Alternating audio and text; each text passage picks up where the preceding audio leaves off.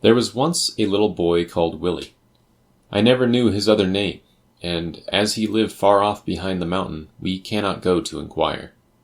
He had fair hair and blue eyes, and there was something in his face that, when you had looked at him, made you feel quite happy and rested, and think of all the things you meant to do by and by when you were wiser and stronger. He lived all alone with the tall aunt, who was very rich, in the big house at the end of the village.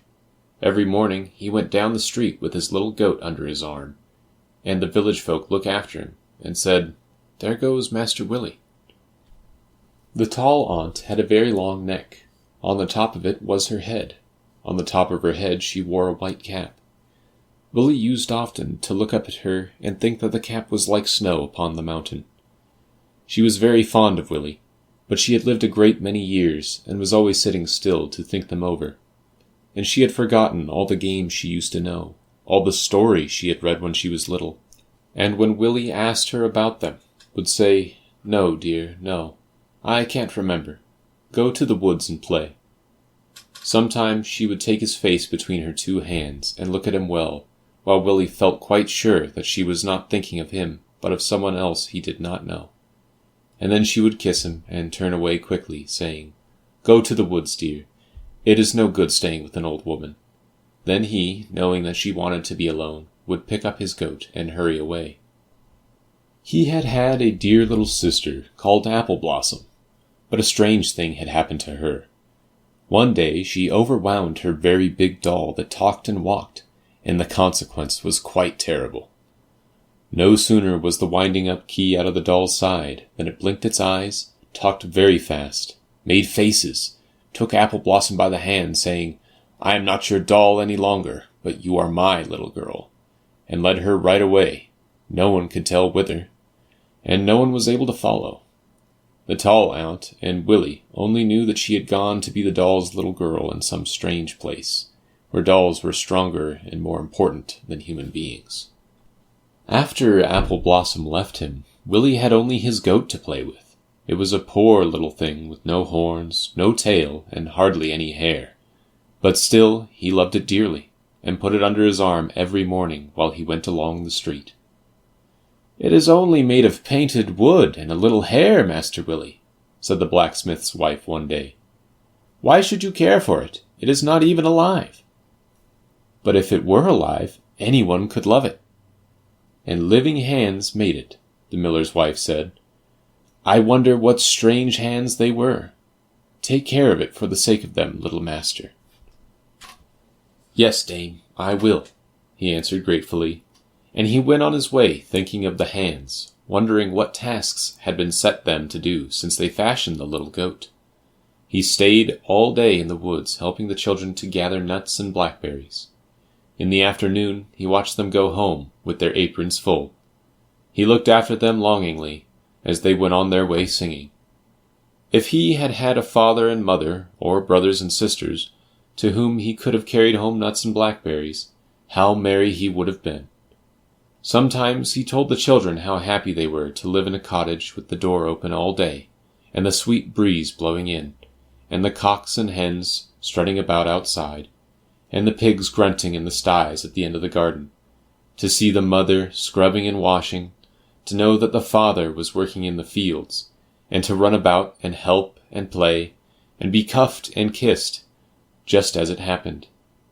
Then they would answer, "But you have the tall lady for your aunt, and the big house to live in, and the grand carriage to drive in, while we are poor, and sometimes have little to eat and drink.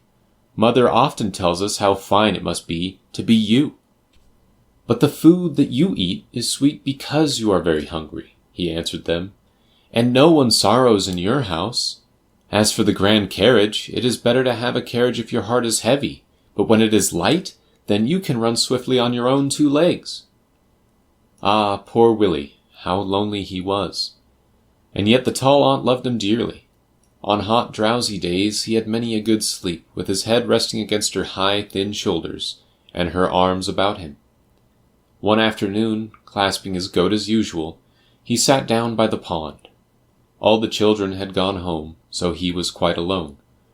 But he was glad to look at the pond and think. There were so many strange things in the world, it seemed as if he would never have done thinking about them, not if he lived to be 100. He rested his elbows on his knees and sat staring at the pond.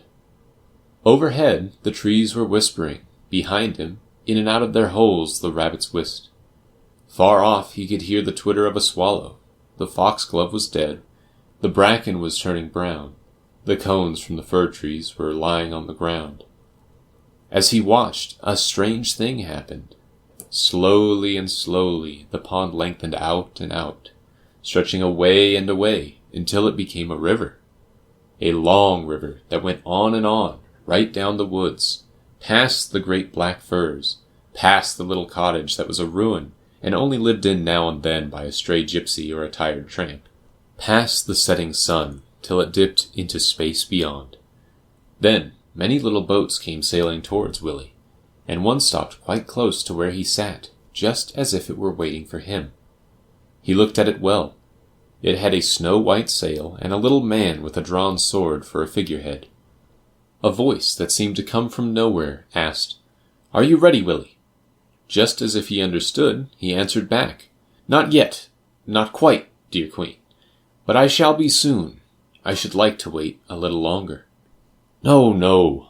Come now, dear child. They are all waiting for you."